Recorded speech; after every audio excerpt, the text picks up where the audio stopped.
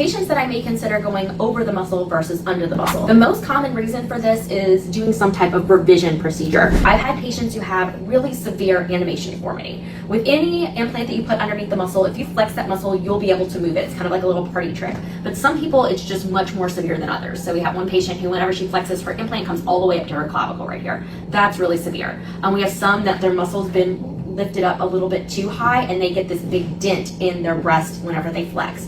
So for those kind of patients that are really bothered by the animation deformity, we'll switch them into the subfascial or subglandular plane, meaning over the muscle. For patients whose previous surgeons kind of blew out their anatomy and lifted up that muscle too centrally, you have patients that get something called symastia. That's where the implants almost touch in the middle and you get this uniboob thing. It is very, very hard to reconstruct that and put the muscle back down. And if you flex again, it can pull that up. So it's hard to fix it in that submuscular position. So if it's bad enough, I will recommend going over the muscle in those cases just because that damage has been done so greatly that it cannot be fixed. Other patients who I've put over the muscle or I've specifically requested over the muscle are people who need their pectoralis muscles or need like the most amount of strength. So like firefighters. One of my patients did strong woman competitions and pulled trucks and things like that. So for extreme weightlifters, those kind of things, then I would consider putting it over the muscle versus under the muscle.